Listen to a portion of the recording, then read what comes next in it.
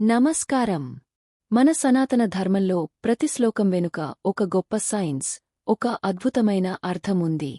రోజువారీ ఒత్తిడిలో మనం ప్రశాంతతను ఎలా పొందాలో ఈ 3 శ్లోకాలు మనకు నేర్పిస్తాయి. చివరి శ్లోకం మాత్రం అస్సలు మిస్ అవ్వకండి. 1 విజయం కోసం. శ్లోకం: కర్మణ్యేవాధికారస్తే మా ఫలేషు కదాచన మా కర్మఫలహేతుర్భూర్మతే సంగోస్త్వకర్మణి. అర్థం: నీ పనిని నిష్ఠగా చేయడం వరకే నీ బాధ్యత, దాని ఫలితం గురించి ఆలోచించే అధికారం నీకు లేదు.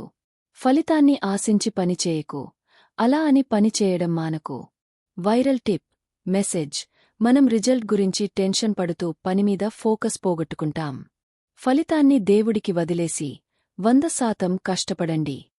సక్సెస్ ఆటోమేటిక్గా వస్తుంది. 2 మానసిక ప్రశాంతత కోసం. శ్లోకం: శాంతాకారం భుజగశయనం పద్మనాభం సురేశం విశ్వాధారం గగనసదృశం మేఘవర్ణం శుభాంగం. అర్థం: అనంతమైన పాముమీద పడుకున్నా కూడా అత్యంత శాంతంగా ఉండేవాడు, ఈ విశ్వానికి ఆధారమైనవాడు ఆ విష్ణుమూర్తి. చుట్టూ ఎన్ని సమస్యలు ఉన్నా లోపల ప్రశాంతంగా ఉండటం ఎలాగో ఈ శ్లోకం మనకు గుర్తుచేస్తుంది. పడుకునే ముందు ఈ శ్లోకం చదువుకుంటే మనసు నిలకడగా మారుతుంది. 3 జ్ఞానం మరియు వెలుగు కోసం.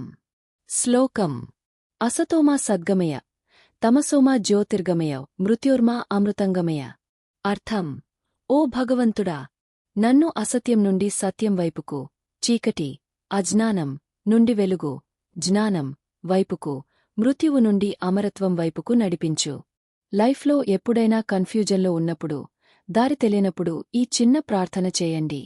మీలో కొత్త ఆలోచనలు, స్పష్టత ఖచ్చితంగా వస్తాయి. చూశారుగా, ఈ శ్లోకాలు కేవలం దేవుడి కోసం మాత్రమే కాదు, మన వ్యక్తిత్వ వికాసం కోసం కూడా. ఈ వీడియో మీకు నచ్చితే మీ ఆత్మీయులకు షేర్ చేయండి. మరిన్ని భక్తి విశేషాల కోసం మన ఛానల్ని సబ్స్క్రైబ్ చేసుకోండి. సర్వేజనా సుఖినో భవంతు.